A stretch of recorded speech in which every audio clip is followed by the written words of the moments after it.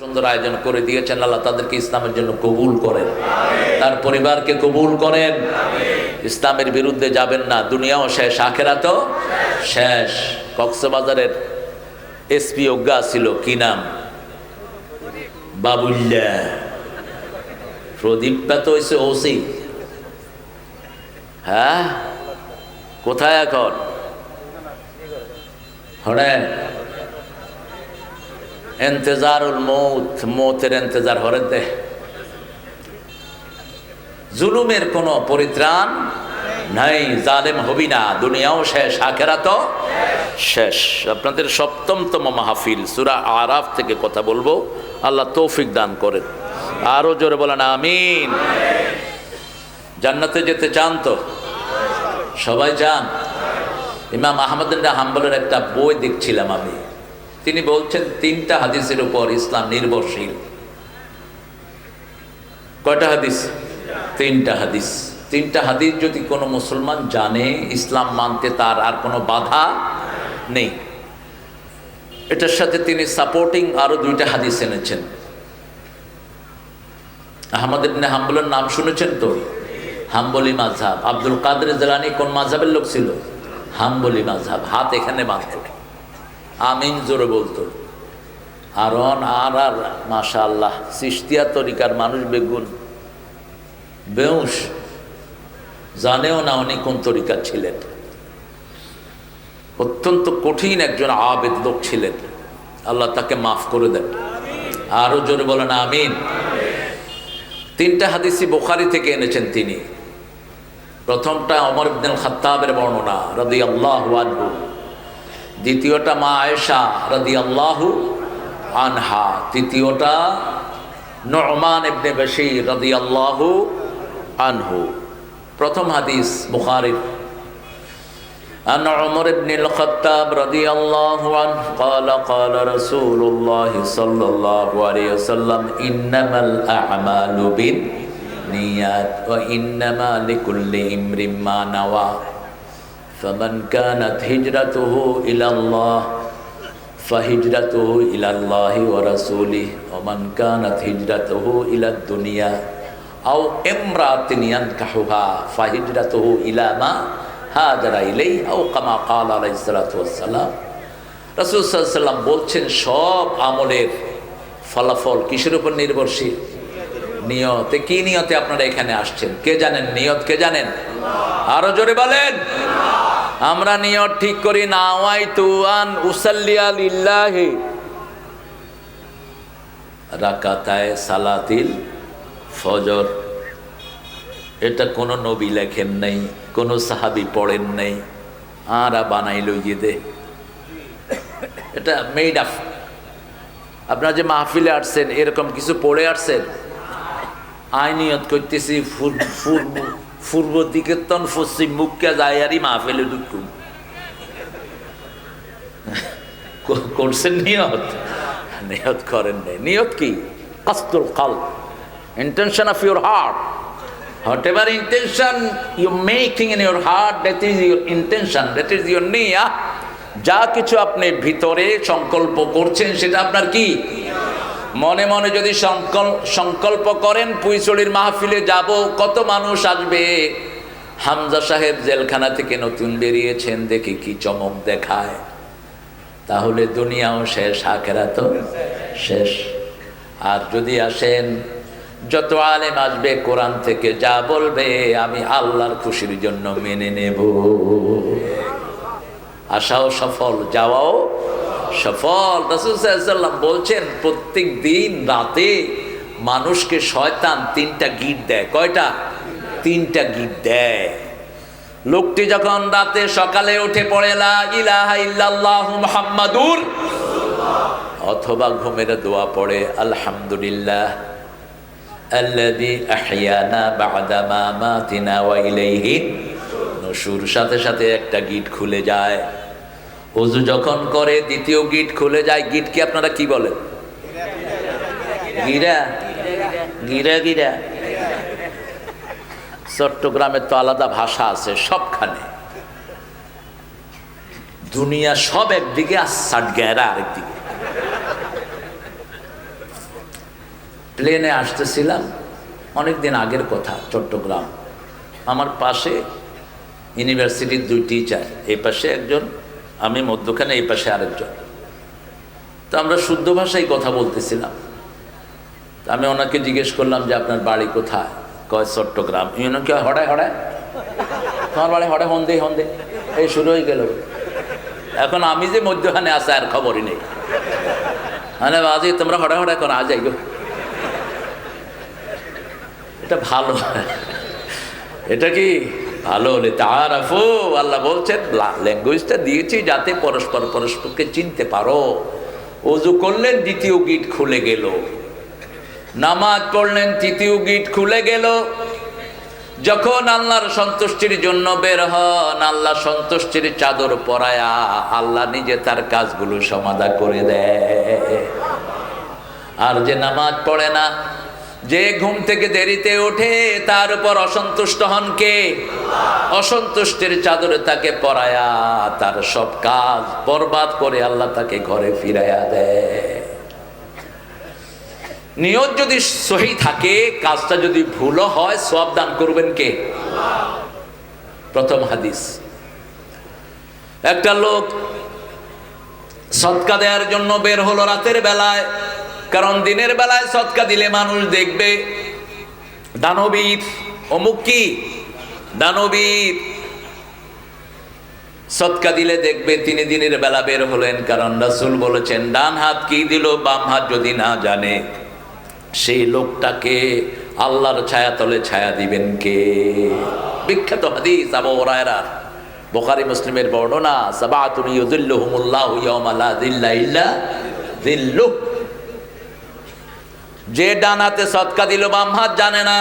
লোকটা রাতের বেলায় সদকা নিয়ে বের হলো, রাস্তায় গিয়ে দেখে একজন লোক হাঁটছে। তিনি মনে করলেন he is the right person to give him charity, এটাই ঠিক মানুষ, তাকে আমি আমার সদকাটা দান করব। সদকা দেয় যে ভালো মানুষ হয় সে। মৃত্যুর আগে সব মানুষ আফসোস করবে, নবীরা ছাড়া কেন সদকা দিয়ে আসলাম না।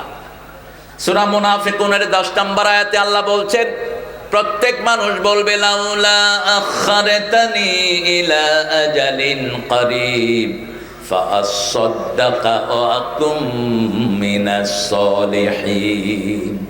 আল্লাহ কিছু সময়ের জন্য আমাকে আবার দুনিয়াতে দাও, আমি সদকা করে ভালো মানুষ হয়ে আসি। ঠিক না ঠিক?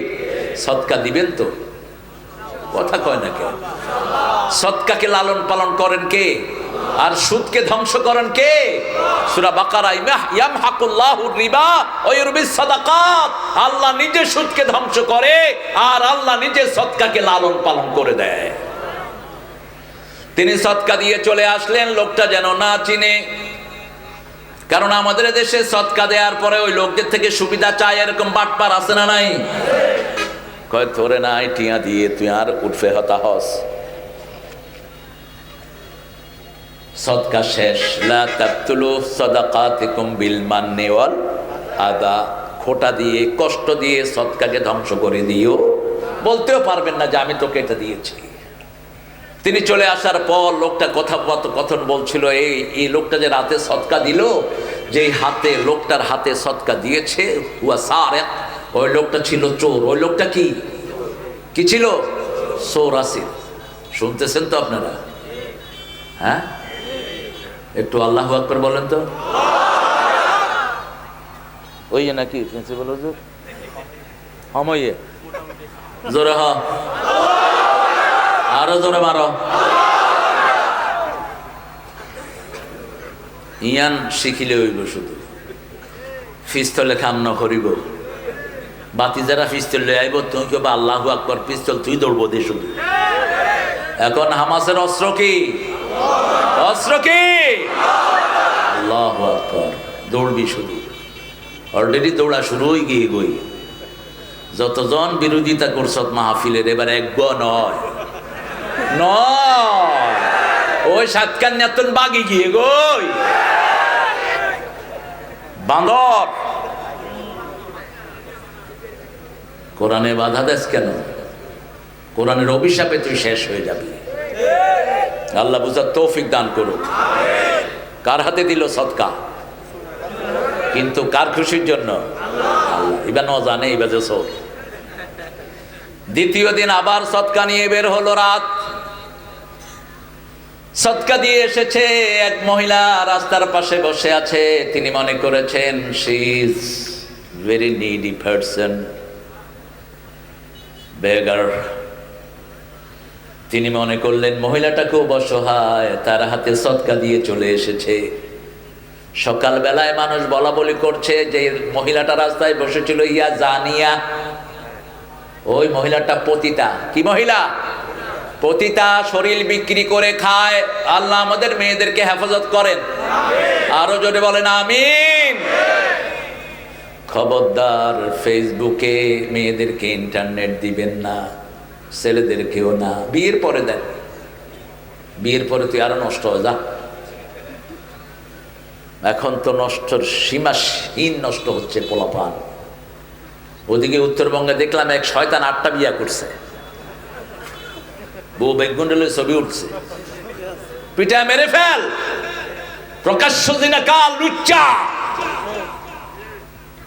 4টার বেশি বউ যে রাখবে সে কি কথা কন না কেন? গোপনে তো অসংখ্য করছেন, সেটার হিসাব নিবেন কে? হসপিটালে গেলে দেখা যায় কত রোগীর সংখ্যা এখন। 20 বছরের বুজ্জা, 30 বছরের বুজ্জা, 25 বছরের বুজ্জা, সব অপকর্মের কারণে চোখ শেষ, লিভার শেষ, হার্ট শেষ। ঠিক না বেটি? যখন লোকেরা বলল ওই মহিলা জিনাকার, তিনি আরো ব্যথিত হলেন। কি হলো আমার, আমি লোক চিনি না, আন্দাজে গুন্দাজে সদকা দিয়ে আসি, কিন্তু সন্তুষ্টি চাচ্ছেন কার? আল্লাহ। তৃতীয় দিন আবার গেলেন, গিয়ে দেখলেন আরেকটা লোক রাস্তায় হাঁটছে। তিনি মনে করলেন ওনাকেই সদকা দেয়া দরকার, দিয়ে আসলেন সদকা। গোপনে চলে আসলেন ওই লোকটা, সদকা দিয়ে চলে আসার পরে পরের দিন সকালে সবাই কথা বলা বলি করছে যে এই লোকটাকে সদকা দিয়েছে সেই লোকটা হলো গানি, is the rich person, he's পয়সা আল্লাহ। রাতের বেলা একটু হাঁটতে বেরিয়েছে, এই লোক তার হাতে গিয়ে সদকা দিয়ে চলে আসছে। এরপরে দেওয়ার মতো তার কাছে কিছুই নাই।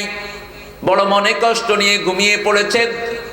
ঘুমের ভিতরে কে যেন একজন ডেকে যায়, ও আল্লাহর গোলাম, তোমার সব সদকা আল্লাহ কবুল করে ফেলেছে। নিয়ত ছিল বিশুদ্ধ। নিয়ত ছিল কি? বিশুদ্ধ। এইভাবে ব্যাখ্যা দেয়া হয়েছে। প্রথম যে চোরটাকে তুমি দিয়েছো, তোমার সদকা দেওয়ার পরে হয়তো সে চুরি আর করবে না, তার মনের পরিবর্তন হয়ে যেতে পারে। দ্বিতীয় মেয়েটা টাকার জন্যই শরীর বিক্রি করত, এটা পাওয়ার পরে তার সেন্স ফিরে আসতে পারে। আল্লাহ তাকে তৌফিক দিলে তওবা করে সে ভালো মহিলা হয়ে যেতে।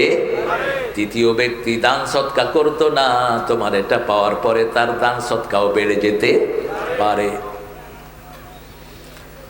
দ্বিতীয় হাদিস, রাসূল সাল্লাল্লাহু আলাইহি ওয়াসাল্লাম বলছেন, বুখারীর বর্ণনা, মরুভূমিতে ঝড় উঠলো।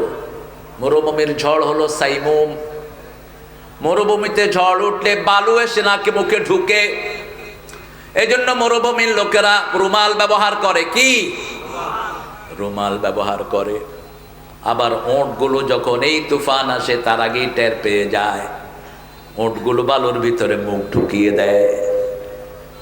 আল্লাহ বলছেন সূরা গাশিয়া, আফালা ইয়ানজুরুনা ইলাল ইবিলি কাইফা খুলিকাত ওয়া ইলাস সামাই কাইফা রুফিআত। তোমরা কি দেখো না কিভাবে আমি উট সৃষ্টি করেছি? কেন এটা বললেন? উটের মধ্যে আর অন্য প্রাণীর মধ্যে পার্থক্য কোথায়? আজকের প্রাণী বৈজ্ঞানিকেরা পরীক্ষা করে দেখে উটের পেটের ভিতরে একটা অক্সিজেন বাক্স আছে, ওই বাক্সের নিচে আবার একটা ছোট্ট পানির ট্যাঙ্কি আছে। উট বাহির থেকে অক্সিজেন না নিয়ে 7-8 দিন অক্সিজেন ছাড়া থাকতে বালুর ভিতরে মুখ ঢুকিয়ে দেয়, ওখান থেকে অক্সিজেন নেয় পেটের ভিতর থেকে। আবার উট একমাত্র প্রাণী, তার একটা রোগ হয়, ওই রোগের ওষুধ হলো জীবিত বিষধর সাপ। ওই সাপ তার মুখে দিয়ে দেয়া হয়। তিনি যখন সাপটা, ওই উট যখন সাপটা খায়, ওটের চোখ থেকে পানি নির্গত হয়, ওই পানি আবার ক্যান্সার ভালো করে দেয়। সুবহানাল্লাহ বললেন না আপনারা? আরো আস্তে হও সুবহানাল্লাহ। আফালা ইয়ানজুরুনা ইলাল ইবিলি কাইফা খুলিকাত। মরুভূমিতে ঝড় শুরু হলো, পাহাড়টা হলো মক্কা থেকে মদিনার পথে 3-4 কিলো দূরে, মক্কার ভিতরে এই পাহাড়টি। গুহার ভিতরে গিয়ে ঢুকছে তারা। কিসের ভিতরে? গুহার ভিতরে। উপর থেকে একটা পাথর এসে সাখরা, পাহাড়ের মুখ বন্ধ হয়ে যায়। এখন মরা ছাড়া আর কোনো উপায় নাই। কয়জন লোক? কয়জন? 3 জন। 3টা আমলের ওসিলা দিয়ে আল্লাহর কাছে হাত তুলছেন। প্রথম জন বললেন, আল্লাহ আমি দুধ দহন করি। দুধ জান্নাতের শ্রেষ্ঠ খাবার। দুধ পানীয় মিটায়, ক্ষুধাও মিটায়। দুধ একমাত্র খাবার যেটা খেয়ে মানুষ সারা জীবন বেঁচে থাকতে পারে। সব প্রোটিন আল্লাহ এটার ভিতরে দান করেছেন। দুধ যারা খাবেন বুড়া হবেন না। দুধ যারা খাবেন হাড্ডি নরম হবে না। দুধ যারা খাবেন সব এনার্জি ফিরে পাবেন। এখন বহু ডাক্তার মানুষকে পরামর্শ দেয় দুধ খাবা না। কি খাবে? ডাক্তাররা অনেক উল্টাপাল্টা পরামর্শ দেয়। আগে পরামর্শ দিত ডিমের কুসুম খারাপ, সাদাটা ভালো। অনেক কুসুম ভালো, সাদাটা খারাপ। গরু গোস্ত খাইতে নিষেধ করে। খাবে কি? গোস্তের সেরা গোস্ত কোনটা? সিটাঙ্গের লোকদের হলো কুয়াতুল মুসলিমিন। কুয়াতুল মুসলিমিন বলে গরু গোস্ত। হাদিসে কয় কুয়াতুল মুসলিমিন হলো ইমান, তারা কয় গরু গোস্ত বলে কুয়াতুল মুসলিমিন। এটা এমনি ভালোবাসার কারণে বলে আর কি। গরু গোস্তের মতো ভালো গোস্ত আর নাই, এত স্বাদের গোস্ত নাই আর। এই জন্য হিন্দুরা ভগবান বানায়, আরা খায়। তারা খায় গু আর মুত, আরা খায় দুধ আর গোস্ত। তারা যেতে ওই যে করোনা ওই গরু কা বউল ফিলো করোনা চলা যায়গা। ঠাকুর একটা গরুর পাছায় হাত দিয়ে এমনি করে খাইতেছে, ওইটা আগে মরছে। করোনা থেকে বাঁচার ওষুধ হলো অজু। ঠিক না ঠিক? অজু আছে যেখানে করোনা নাই, কোরআন আছে যেখানে অসুখ নাই সেখানে। তিনি বলছেন আমি প্রতিদিন আমার পিতামাতাকে দুধ পান করাই। শাহজালাল রহমতুল্লাহ আলাই বেঁচে ছিলেন কতদিন বলেন তো? 70 বছর বয়সে এসেছেন বাংলাদেশে। 40 বছর বেঁচে ছিলেন। তারপরে খাইতেন কি? দুপুরে খেতেন বুট চনা বুট, আর রাতে খেতেন দুধ। বাস এই দুটেই খেতেন। অত্যন্ত শক্তিশালী মানুষ ছিলেন। অনেক আল্লাহর ওলির রাসূলের জীবনের সবচেয়ে প্রিয় খাবার কি ছিল? দুধ। আল্লাহ খাওয়ার তৌফিক দান করেন। আনোয়ার সাহেব কখন আসবে? আমার সময় দিচ্ছেন নাকি? শেষ কটাত? আরে মানুষ শুনতেছে। ইয়ারাব ইয়ারাব